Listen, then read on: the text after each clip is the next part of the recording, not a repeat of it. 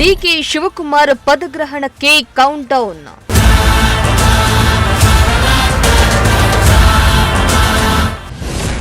ಅಧಿಕಾರ ಬಿಟ್ಟುಕೊಟ್ಟ ಸಿದ್ದುರನ್ನ ಹಾಡಿ ಹೊಗಳಿದ ಡಿಕೆಶಿ.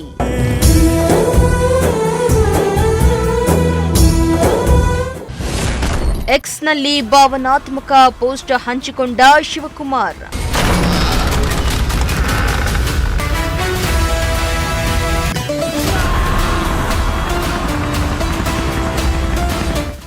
ರಾಜ್ಯ ಸರ್ಕಾರದಲ್ಲಿ ಸಿಎಂ ಕುರ್ಚಿಗಾಗಿ ನಡೀತಾ ಇದ್ದ ಗುದ್ದಾಟಕ್ಕೆ ಕೊನೆಗೂ ತೆರೆ ಬಿದ್ದಿದೆ. ನಿನ್ನೆ ಸಿಎಂ ಸ್ಥಾನಕ್ಕೆ ಸಿದ್ದರಾಮಯ್ಯ ರಾಜೀನಾಮೆ ನೀಡಿದ್ದು, ಇಂದು ರಾಜ್ಯಪಾಲರು ಸಿದ್ದು ರಾಜೀನಾಮೆಯನ್ನ ಅಂಗೀಕರಿಸಿದ್ದಾರೆ. ಇದೊಂದಿಗೆ ರಾಜ್ಯದಲ್ಲಿ ನೂತನ ಸಿಎಂ ಹಾಗೂ ಸಂಪುಟ ಸಚಿವರ ಪದಗ್ರಹಣಕ್ಕೆ ವೇದಿಕೆ ಸಿದ್ಧವಾಗ್ತಾ ಇದೆ. ನೂತನ ಸಿಎಂ ಯಾರಾಗ್ತಾರೆ ಅನ್ನೋದನ್ನ ಕಾಂಗ್ರೆಸ್ ಪಕ್ಷ ಅಧಿಕೃತವಾಗಿ ಘೋಷಣೆ ಮಾಡದಿದ್ರೂ ಡಿಕೆ ಶಿವಕುಮಾರ್ ಮುಂದಿನ ಮುಖ್ಯಮಂತ್ರಿ ಆಗ್ತಾರೆ ಅಂತ ಸಿದ್ದರಾಮಯ್ಯ ತಿಳಿಸಿದ್ದಾರೆ. ಸದ್ಯ ಸಿದ್ದರಾಮಯ್ಯ ಹಾಗೂ ಡಿಕೆ ಶಿವಕುಮಾರ್ ಇಬ್ಬರು ದೆಹಲಿಯಲ್ಲಿ ಸರ್ಕಾರ ರಚನೆ ಬಗ್ಗೆ ಹೈಕಮಾಂಡ್ ಜೊತೆ ಗಂಭೀರವಾಗಿ ಚರ್ಚೆಯನ್ನ ನಡೆಸಿದ್ದಾರೆ. ಸಿದ್ದರಾಮಯ್ಯ ರಾಜೀನಾಮೆ ಬಳಿಕವೂ ಸಿದ್ದರಾಮಯ್ಯ ಹಾಗೂ ಡಿಕೆ ಶಿವಕುಮಾರ್ ಮಧ್ಯೆ ಯಾವುದೇ ಕೋಪ ಅಸಮಾಧಾನ ಇಲ್ಲದೆ ಹೋಟೆಲ್ನಲ್ಲಿ ಅನ್ಯೋನ್ಯವಾಗಿ ಊಟ ಸವಿದಿರುವುದು ಗಮನ ಸೆಳೆದಿದೆ.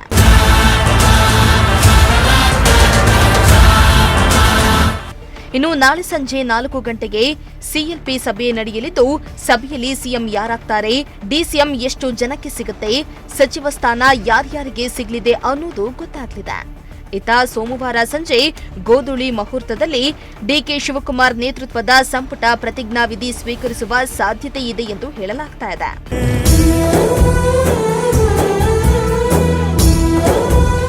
ಇನ್ನು ಡಿಕೆ ಶಿವಕುಮಾರ್ ಅವರ ಬಹುದಿನಗಳ ಕನಸು ನನಸಾಗುವ ಕಾಲ ಸಮೀಪದಲ್ಲಿದ್ದು, ಕೆಲವೇ ದಿನಗಳಲ್ಲಿ ಸಿಎಂ ಸ್ಥಾನಕ್ಕೆ ಡಿಕೆ ಶಿವಕುಮಾರ್ ಏರಲಿದ್ದಾರೆ. ಇತ್ತ ಸಿದ್ದರಾಮಯ್ಯ ರಾಜೀನಾಮೆ ಅಂಗೀಕಾರ ಆದ ಬಳಿಕ ಡಿಕೆ ಶಿವಕುಮಾರ್ ಎಕ್ಸ್ನಲ್ಲಿ ಭಾವನಾತ್ಮಕ ಪೋಸ್ಟ್ ಒಂದನ್ನ ಶೇರ್ ಮಾಡಿಕೊಂಡಿದ್ದಾರೆ. ದೇವರು ವರನೂ ಕೊಡಲ್ಲ, ಶಾಪನೂ ಕೊಡಲ್ಲ, ಅವಕಾಶ ಮಾತ್ರ ಕೊಡ್ತಾನೆ. ಆ ಕೊಟ್ಟಿರುವ ಅವಕಾಶದಲ್ಲಿ ನಾವು ಏನು ಸಾಧನೆ ಮಾಡ್ತೇವೆ ಎಂಬುದು ಮುಖ್ಯ.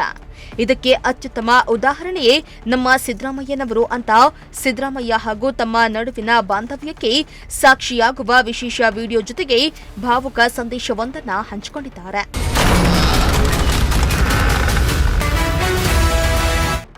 ಅಲ್ಲದೆ ಸಿದ್ದರಾಮಯ್ಯ ಅವರ ಆಡಳಿತದಲ್ಲಿ ನಾನು ಸಚಿವನಾಗಿ ಉಪ ಮುಖ್ಯಮಂತ್ರಿಯಾಗಿ ಮಾರ್ಗದರ್ಶನವನ್ನ ಪಡೆದುಕೊಂಡಿದ್ದು ನನ್ನ ಭಾಗ್ಯ. ಮುಂದಿನ ದಿನಗಳಲ್ಲಿಯೂ ರಾಜ್ಯದ ಹಿತದೃಷ್ಟಿಯಿಂದ ಹಾಗೂ ನಮ್ಮ ಪಕ್ಷದ ಬಲವರ್ಧನೆಗೆ ಅವರ ಮಾರ್ಗದರ್ಶನ, ಹಿರಿಯರ ಅನುಭವ ನಮಗೆ ಹೀಗೆ ಮುಂದುವರಿಯಲಿ ಎಂದು ಆಶಿಸುತ್ತೇನೆ.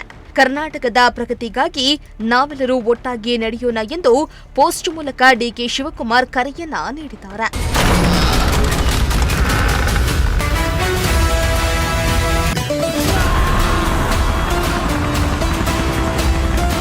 News desk Prajashakti TV Tumakuru.